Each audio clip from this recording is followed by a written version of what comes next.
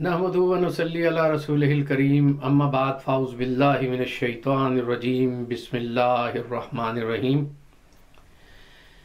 ناظرین محترم، آج کی نشست میں ام المومنین حضرت خدیجۃ الکبریٰ کی خدمات اسلام کا مختصر سا تذکرہ ہوگا۔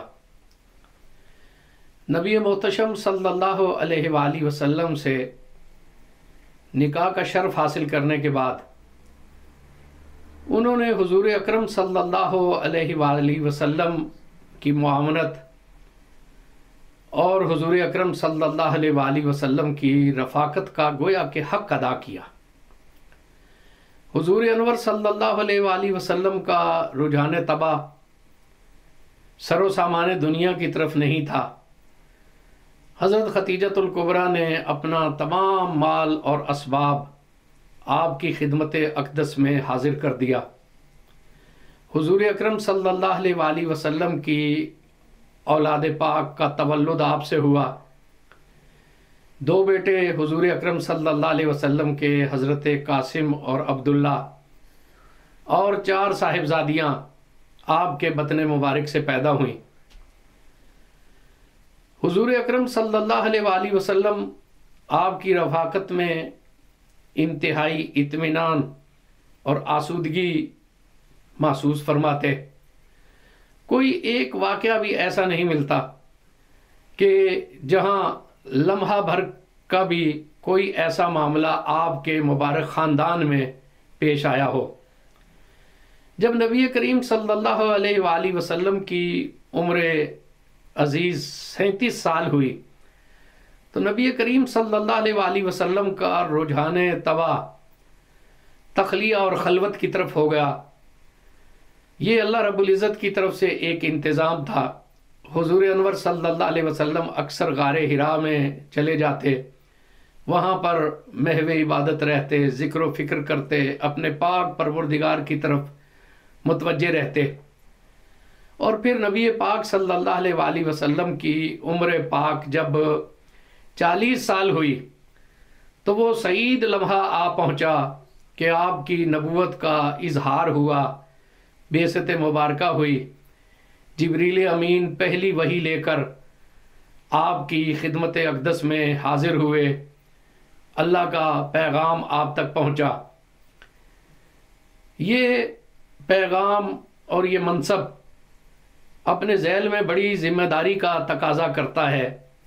حضور انور صلی اللہ علیہ وآلہ وسلم اس ذمہ داری کے احساس میں تھے۔ آپ اپنے کاشانہ اقدس میں تشریف لائے اور آپ نے حضرت خدیجۃ الکبریٰ سے کہا، زملونی زملونی، مجھے چادر اڑا دو۔ اور پھر اس کے بعد حضور اکرم صلی اللہ علیہ وآلہ وسلم نے حضرت خدیجۃ الکبریٰ سے تمام معاملہ کہہ دیا۔ قربان جائیں، انہوں نے اسے نہایت غور سے سنا اور حضور اکرم صلی اللہ علیہ وسلم کی خدمت میں عرض کیا کہ آپ متردد نہ ہوں، آپ پریشان نہ ہوں۔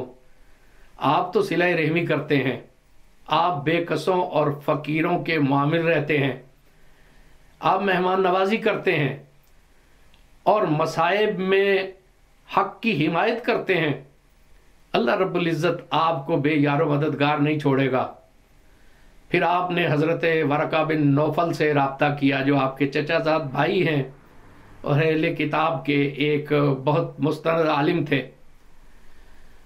انہوں نے اس کی تصدیق فرمائی کہ یہ تو وہی ناموس اکبر ہیں جو حضرت موسیٰ علیہ السلام پر اور سابقہ انبیاء پر اللہ کی وحی لے کر نازل ہوئے۔ پھر دعوت حق کا آغاز ہوا تو یہ کوئی معمولی دعوت نہ تھی۔ ہر طرف سے کفر کی یلغار شروع ہو گئی، یورش و طغیان شروع ہو گئی، اور مخالفت کے ایک طوفان تھے جو برپا ہو گئے۔ اور حضرت خدیجۃ الکبریٰ نبی کریم صلی اللہ علیہ وآلہ وسلم کے شانہ بشانہ کھڑی رہیں۔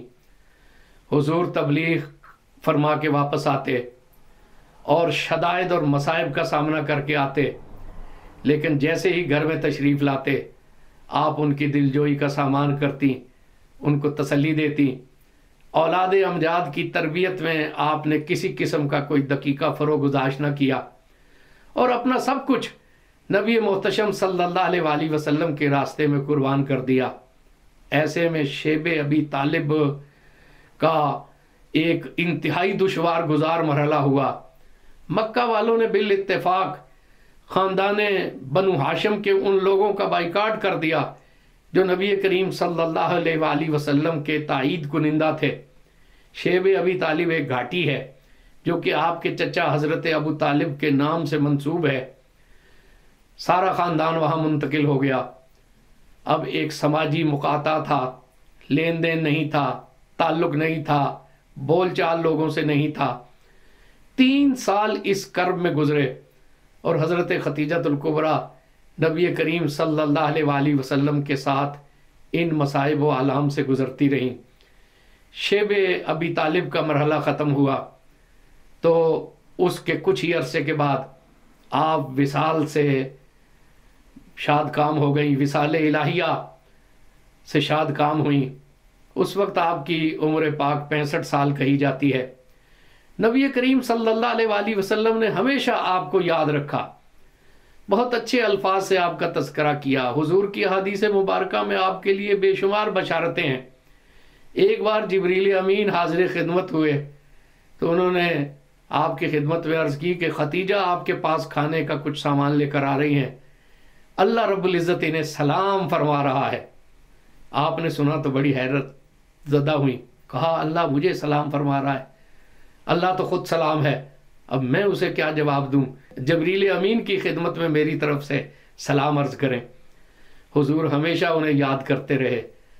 हुजूर जब भी कुर्बानी करते या हुजूर जब भी किसी जानवर को कुर्बान करते, ज़िबा करते, तो आपकी सहेलियों को ज़रूर हिस्सा भेजा करते थे, हदाया में से हिस्सा दिया करते थे। आपकी बहन हाला आती तो हुजूर निहायत कुशादा दिली से उनका इस्तकबाल करते और हुजूर अकरम सल्लल्लाहु अलैहि वसल्लम जब हाला की आवाज़ सुनते तो हज़रत खतीजतुल कुबरा के उसलूब से, चूँकि उनका उसलूब मिलता था, तो हुजूर अकरम सल्लल्लाहु अलैहि वसल्लम बेसाख्ता उनको याद करते। हज़रत आयशा सिद्दीक़ा रज़ी अल्लाह ताला अन्हा फरमाती हैं कि मैंने हज़रत खतीजतुल कुबरा को देखा नहीं था, लेकिन मुझे उन पे रश्क आता कि हुजूर अकरम सल्लल्लाहु अलैहि वसल्लम उनसे कितनी मोहब्बत करते हैं। और किसी भी मुझे हुजूर अकरम सल्लल्लाहु अलैहि वसल्लम की अहलिया पर यह रश्क ना आता जो हज़रत खतीजतुल कुबरा पर आया करता था। ये अहले ईमान की मादरे मुशफ़िका हैं। अहले ईमान हमेशा इन्हें